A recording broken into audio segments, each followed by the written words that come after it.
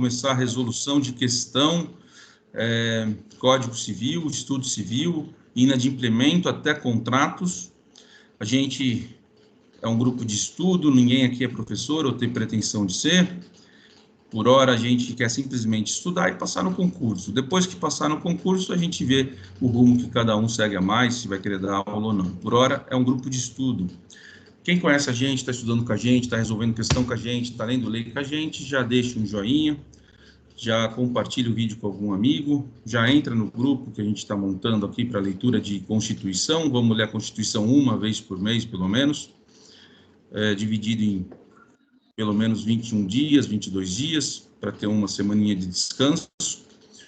E também, quem não conhece, depois de ver o vídeo, se achou que a gente ajudou de alguma forma, se achou que o estudo compartilhado é bom, é uma boa ideia, deixa o like, segue a gente, compartilha, porque a gente está tentando pegar o que é o mais difícil, pelo menos para a gente, é um grupo de 3 amigos, que pegou o que é mais difícil para cada um, que é a leitura de lei, principalmente a lei que a gente não tem grande afinidade. Se ler alguma coisa que você gosta, é uma maravilha, é muito fácil.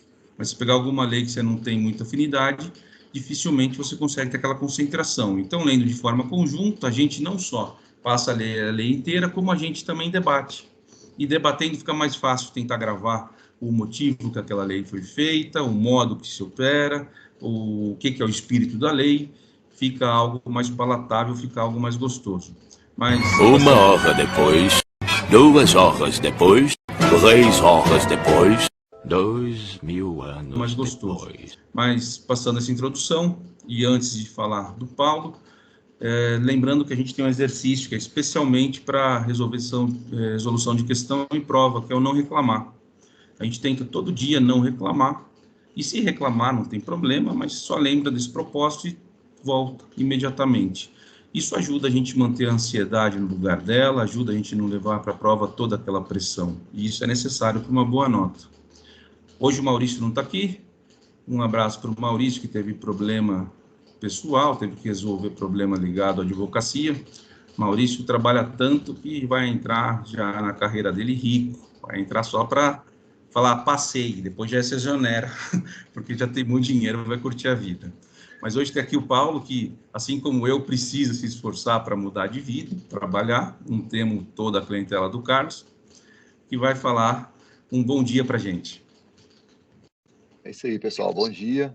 Vamos iniciar os nossos exercícios aqui. A gente sempre estuda e no dia seguinte a gente resolve os exercícios da matéria do dia anterior.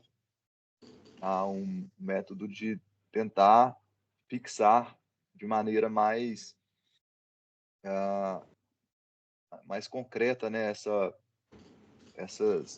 esses estudos. É muito assunto. A matéria é extensa, muita coisa para decorar e um dos métodos para memorização é esse, é repetição, revisão.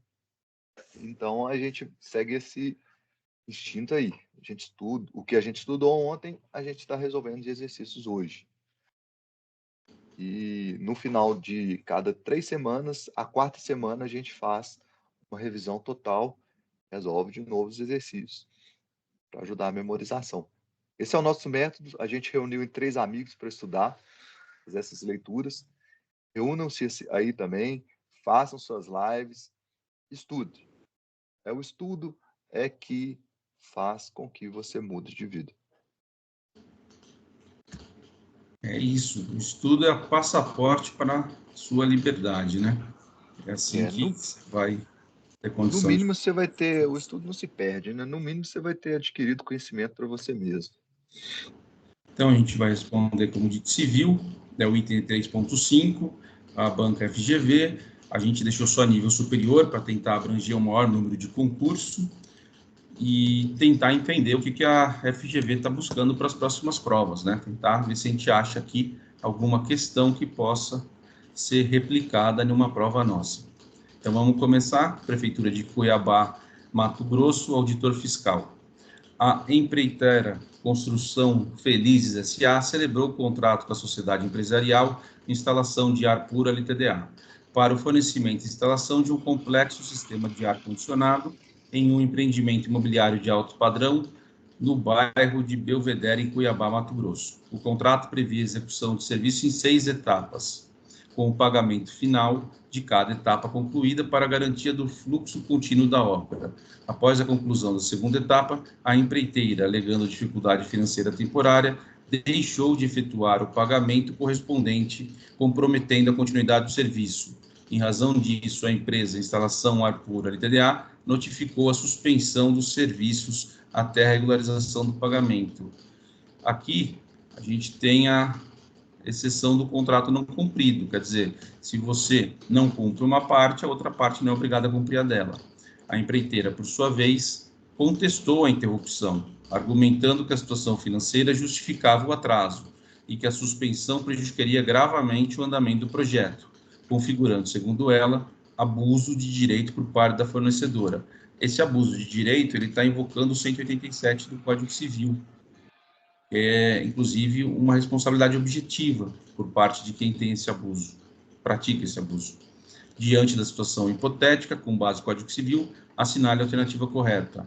A instalação Ar Puro e Frio LTDA não pode suspender unilateralmente o contrato, pois a suspensão contratual depende de decisão judicial para garantir a segurança jurídica entre as partes.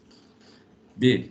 A justificativa financeira apresentada pela empreiteira é suficiente para afastar o inadimplemento, uma vez que a legislação civil reconhece a possibilidade de revisão contratual em caso de dificuldades econômicas. Quais são os casos que a gente lembra para afastar o inadimplemento ou a mora? No caso aqui seria a mora, né? Porque ainda tem a utilidade. A diferença da mora e do inadimplemento absoluto é a utilidade ou não da prestação. C. A suspensão dos serviços configura abuso de direito, pois prejudica a empreiteira e compromete a solução do empreendimento, sendo, portanto, uma conduta passível de indenização. D. A suspensão dos serviços por parte de instalação Ar Puro e Frio depende de comprovação de que o inadimplemento da empreiteira causou um prejuízo financeiro imediato à empresa fornecedora. E. A instalação de ar frio e puro LTDA está amparada pela legislação vigente e, portanto, pode suspender o serviço. A suspensão do serviço é lícita, uma vez que a empreiteira deixou de cumprir com suas obrigações contratuais de pagamento. Eu acredito que é a E. Porque a suspensão, ela teria que ser um caso fortuito ou força maior, alguma coisa que viesse de forma superveniente para você poder buscar a revisão contratual, né? Pela teoria da improvisão, alguma coisa nesse sentido. A suspensão depende da comprovação do inadimplemento da empreiteira que causou prejuízo? Não, né? Me parece abusivo. O que você acha, Paulo? Eu fico com a letra E também. As hipóteses de revisão contratual pode ser prevista no contrato por dificuldade financeira e tudo mais, mas ela tem que consignar uma hipótese de imprevisibilidade, né? Um conteúdo ali de imprevisibilidade. Então, o mero inadimplemento, pelo que trouxe a alternativa aí, não foi justificado. E aí, o inadimplemento de uma parte gera, por conseguinte, o direito da outra parte suspender o fornecimento. Por isso que eu fico com a letra E. O que o Paulo está falando é uma alteração legislativa de 2024, que a gente leu ontem, e abriu a possibilidade de negócio jurídico processual, né? Você poderia, sim, fazer também está na lei de licitação, onde eu faço um plano, onde vai ser a responsabilidade de cada um e quais casos pode se dar, né? Poderia existir, mas isso não traz aqui na questão, então a gente ficou com a E. Isso aí. Aqui. Fernão Dias, proprietário de um imóvel localizado na Avenida Domingo Martins Cabreira, Caraguatatuba, celebrou o contrato de locação residencial com José de Anchieta, pelo prazo de 30 dias. Entre as diversas... 30 meses. 30 meses. Entre as diversas cláusulas contratuais, a previsão de cláusula penal, em caso de inadimplemento total ou parcial da obrigação, com base no ordenamento jurídico brasileiro. A respeito do tema cláusula penal, assinale a afirmativa correta. 1. Caso o locador deixe de cumprir a obrigação culposamente... Caso locatário. Onde está que está? Caso o locatário deixe de cumprir a obrigação culposamente, será devida a cláusula penal, cuja cominação imposta pode exceder a da obrigação legal. Nunca pode exceder. Isso está na lei, não tem como exceder. Errada. B. A cláusula penal converte-se em alternativa a benefício do credor quando estipulada para o caso total de inadimplemento da obrigação. Isso é letra de lei, é verdade. C. Para exigir a cláusula penal, o locador deve demonstrar o prejuízo. Faltou um não aqui. Não precisa. Deve demonstrar. É um piso que independe do prejuízo. Em razão do princípio da intervenção contratual mínima, a penalidade não pode ser reduzida pela autoridade judicial, ainda que excessiva. Se excessiva, pode. É um juízo de penalidade. E letra E, a cláusula penal não pode incidir nos contratos bilaterais onerosos e comutativos, como é o de locação predial. É exatamente para eles que serve. Resposta, letra B. Isso aí. Agora a gente foi para o TRF, primeira região, prova de 24. O juiz da primeira vara de Brasília defere tutela antecipada impondo obrigação de fazer, sob pena de multa diária de 10 mil em caso de cumprimento. O autor, então, agrava essa decisão sobre dois fundamentos. 1. Inadequação da multa, por se tratar de obrigação de fazer fungível. Significa o quê? Que qualquer um pode prestar. Se for infungível, somente aquela pessoa que poderia fazer a obrigação. B. Modicidade do valor arbitrado, uma vez que é inferior ao ganho do réu com a prática ilícita. Em contrarrazão, são articuladas as seguintes teses defensivas. 1. A obrigação de fazer prevista em contrato, na medida em que submete especificamente um dos contratantes, é sempre infungível.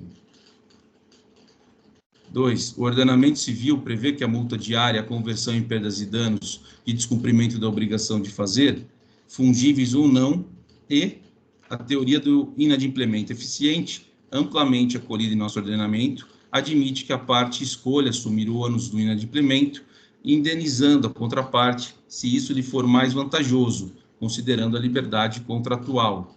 À luz exclusivamente do direito civil, aquele que é o Código. Procede em todas as teses? Procede somente a 3? Procede apenas 1 e 2? Procede as teses 1 e 3? E nenhuma das teses procede. Vamos rever as teses. A 3 não procede.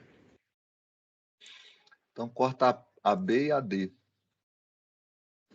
Teoria de inadimplemento eficiente não é inadimplemento substancial que é adotado. Porque, olha só o que ele fala. A teoria do inadimplemento eficiente, amplamente acolhida, admite que a parte escolha assumir o ônus do inadimplemento, indenizando a contraparte, se isso for mais vantajoso. Olha, eu acho que a 2 também não procede, porque ele fala prevê apenas a multa diária e a conversão em perdas e danos. E isso não é verdade, porque o juiz tem poder geral de cautela. Então, não é esses apenas. Ele pode determinar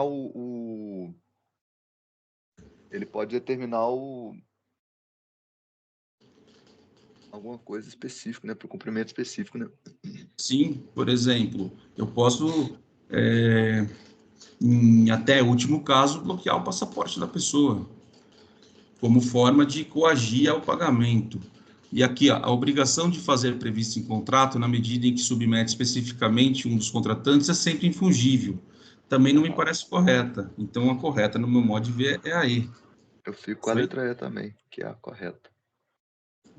É isso aí. Vamos ver se o raciocínio nosso estava correto. Então, incorreto. A obrigação de fazer nem sempre é infungível. É aquela prestação que somente pode ser executada pelo devedor. Vejamos o 247.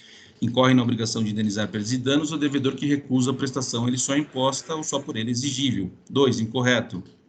No cumprimento de sentença, que reconhece a exigibilidade e a obrigação de fazer ou não fazer, o juiz poderá, ao poder geral de cautela do juiz, de ofício ou a requerimento para efetivação da tutela específica e obtenção da tutela pelo resultado prático equivalente, determinar as medidas necessárias. Ele pode determinar o que for necessário à satisfação.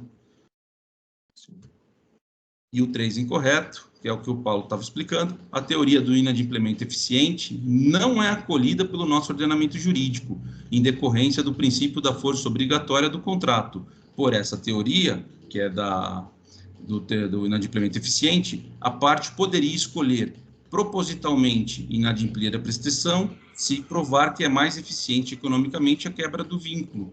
A doutrina entende que essa teoria seria um retrocesso ao princípio da obrigatoriedade dos contratos.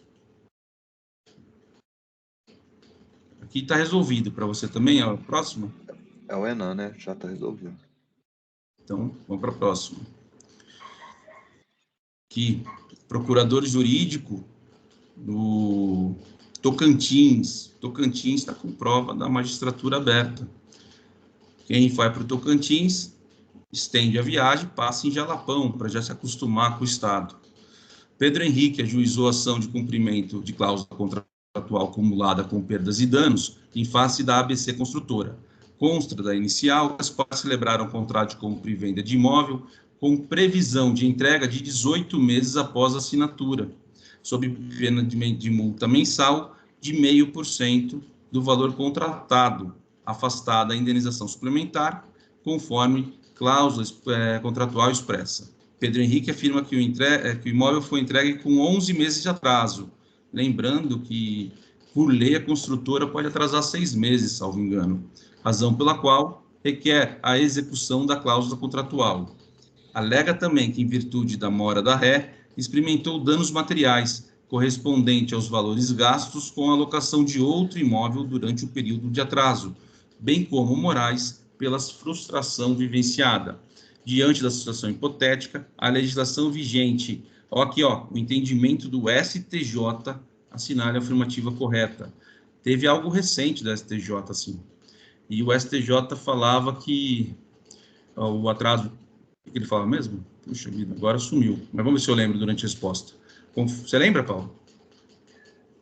Eu lembro isso aí, essa parte que você disse, sobre que a construtora pode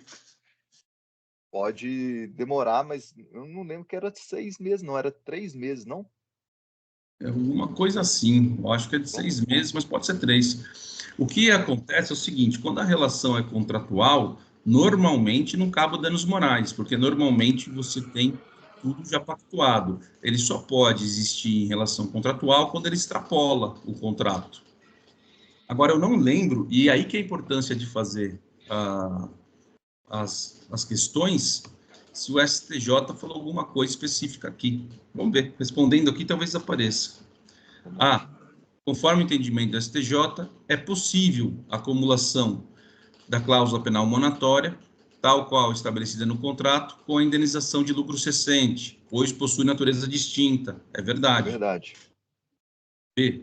Nos termos da legislação vigente, a cláusula penal estabelecida no contrato converte-se em benefício do credor, sendo sempre cumulável com indenização por lucro cessante. Sempre não. Nem sempre, porque se ela for estabelecida como o valor total, ela é uma coisa substitui a outra, né? C.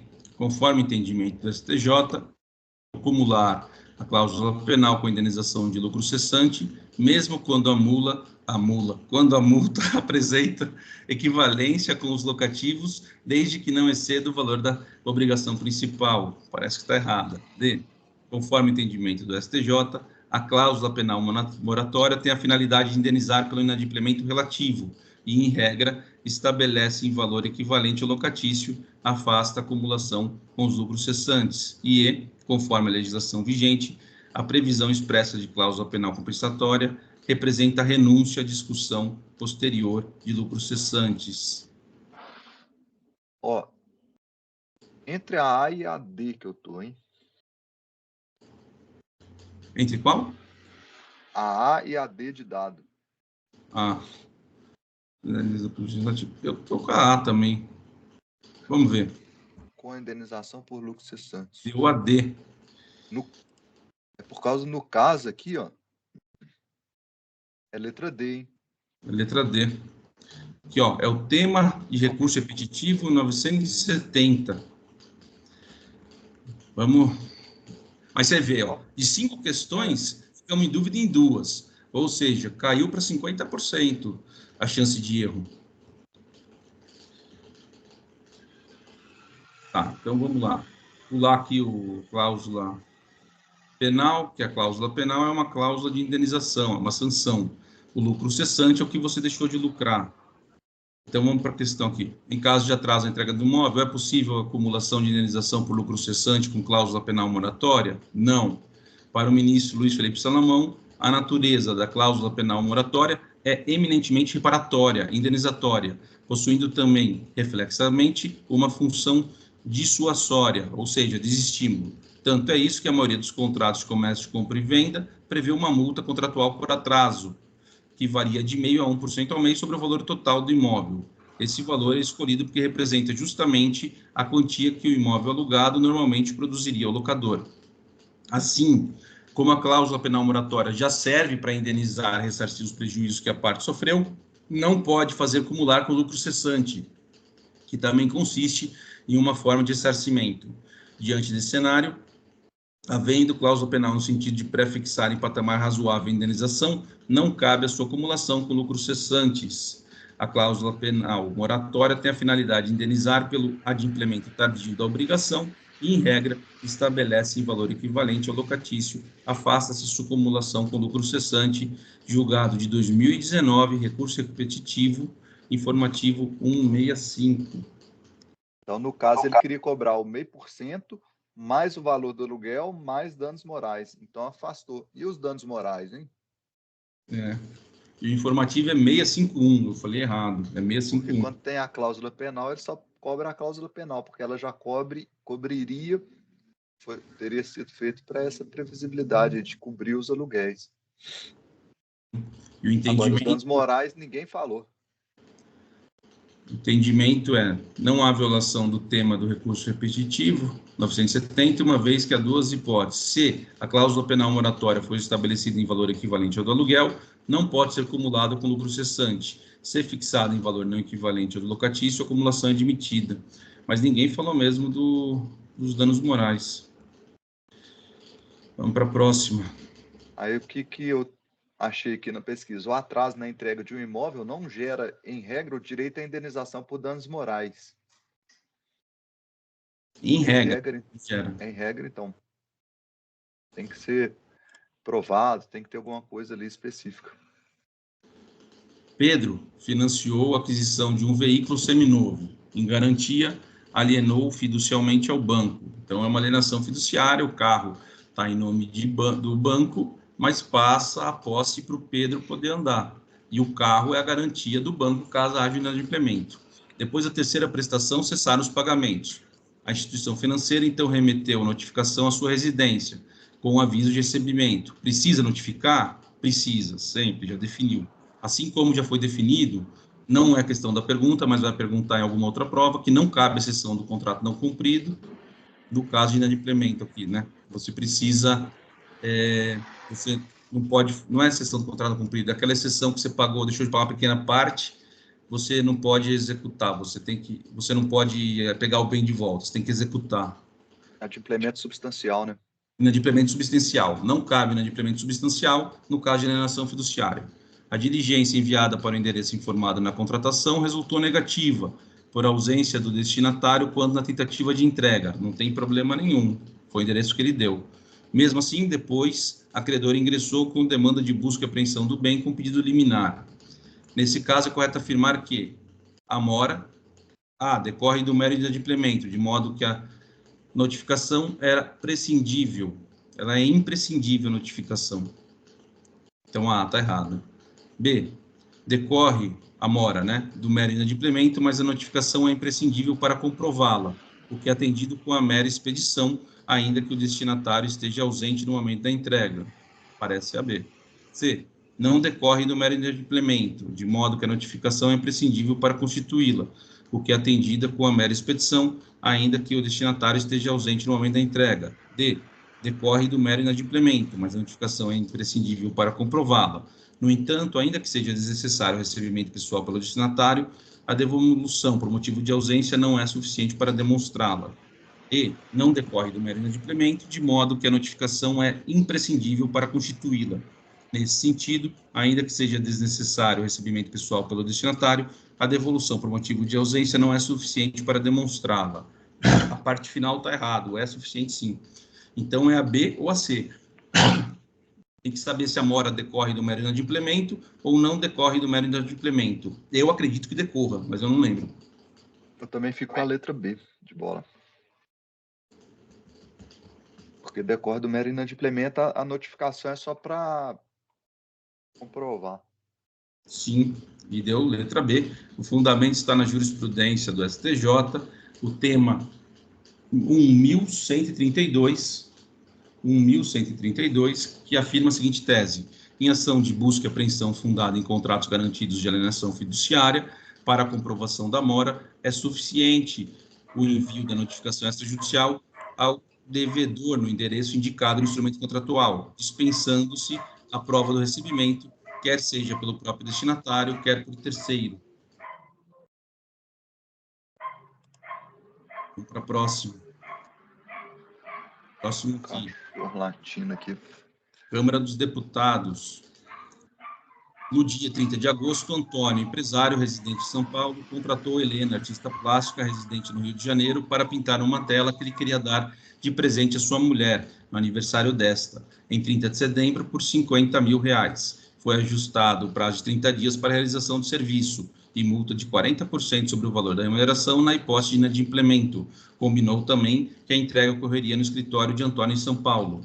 Ocorre que Fábio, assistente de Helena, confundiu-se sobre a contagem do prazo. Equivocadamente, Fábio concluiu que o prazo de Helena venceria 30 de setembro e agendou a viagem de Helena para São Paulo em tal data no primeiro voo. Para a infelicidade de Helena, após pousar no aeroporto de Congonhas na manhã de 30 de setembro, a artista teve a ingrata surpresa de descobrir que sua bagagem contendo a tela havia sido extraditada. Olha aí o caso fortuito. Ao explicar a Antônio o ocorrido, que Helena considerou um caso fortuito ou força maior, os contratantes entenderam e Antônio disse que cobraria judicialmente a multa. Helena afirmou que não pagaria, sobretudo por se tratar de multa abusiva. O valor qualquer mesmo que ele gastou, 50 mil, e a multa 40%, não é abusiva não. Com base nos fatos narrados, assinale a afirmativa correta. Assiste razão a Helena, uma vez que a impossibilidade do cumprimento da obrigação decorreu de caso fortuito ou força maior. Assiste razão Antônio, vez que Helena, no caso, responde até mesmo pela impossibilidade de decorrência do caso fortuito ou força maior, e a dente está no limite. Aqui pode ocorrer sim, mas precisaria estar contratualmente previsto. C. A cobrança de multa contratual depende da prova do efetivo prejuízo. A C está muito errada. D. Assiste razão Helena, uma vez que a tela pode ser recuperada e entregue a Antônio. E. Helena não pode, no caso, responde até mesmo pela impossibilidade de decorrência do caso fortuito e força maior, porém a multa contratual estabelecida excede o limite. Tem que ver qual que era a data de entrega para ver se ela estava em mora. Se ela tivesse em mora, ela vai responder pelo caso fortuito ou não. Então, ó, 30 de agosto, o aniversário era 30 de setembro. Foi ajustado o prazo de 30 dias, 30 de agosto e 30 de setembro. Está 30 dias de multa total. Ocorre que Fábio, assistente, confundiu o prazo e concluiu que o prazo de Helena venceria dia 30 de setembro. Ué, mas se é 30 de agosto e é 30 dias, não era 30 de setembro mesmo? Ela estava em mora e o caso fortuito não socorre a ela. É, mas peraí. Mas por que ela estava em mora? Foi... Porque ele ali já falou, o Fábio, assistente dela, confundiu-se sobre a contagem do prazo. Eles concluiu contrataram e deu. E seria dia 30. Mas que dia vencia? Contrataram e deu 30 dias de prazo para ela, né? Então, 30 de agosto para 30 de setembro. Agosto tem 31 dias? 30 de setembro já era. Agosto é mês de 31?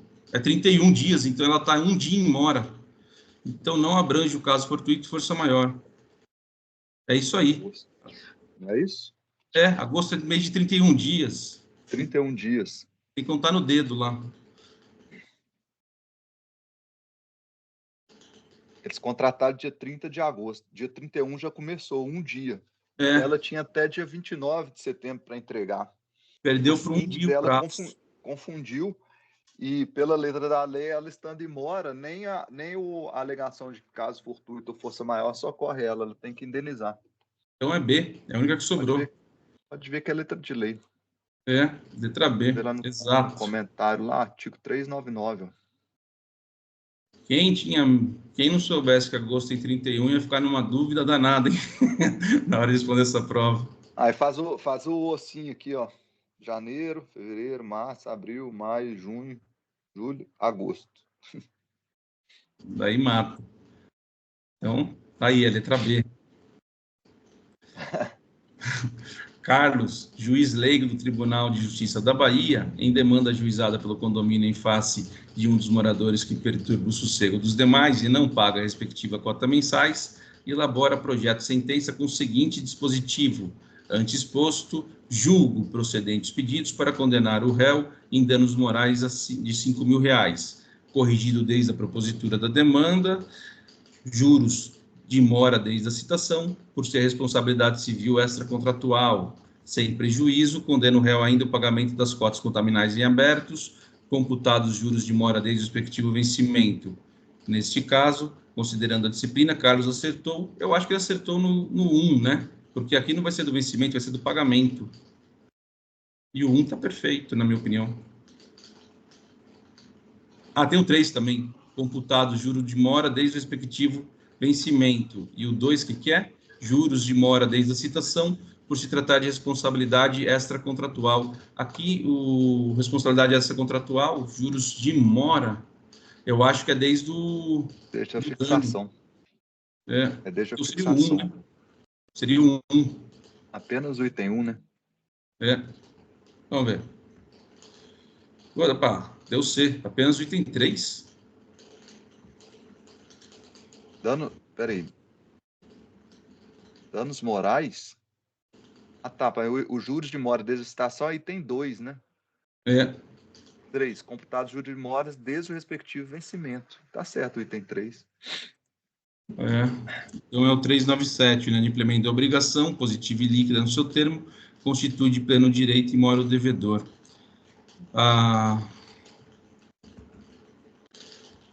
Aqui tem uma pessoa que está colocando correção monetária, danos morais desde o arbitramento, danos materiais desde o prejuízo, correção monetária, danos morais e arbitramento, dano material, prejuízo, juros moratório, responsabilidade extracontratual ou aquiliana desde o evento danoso, responsabilidade contratual, se líquida desde o vencimento, se ilíquida desde a citação. Bacana isso aqui para a gente guardar, viu? Marcelo, vamos encerrar aqui e já está passando o tempo, tem que correr lá para socorrer. Sextou, então, né? Vamos trabalhar. Um abraço a todos, um abraço, Carlos. Espero que você esteja aqui com a gente na próxima. E é isso, fiquem com Deus. Um abraço, Paulo. Bom trabalho, abraço, tchau.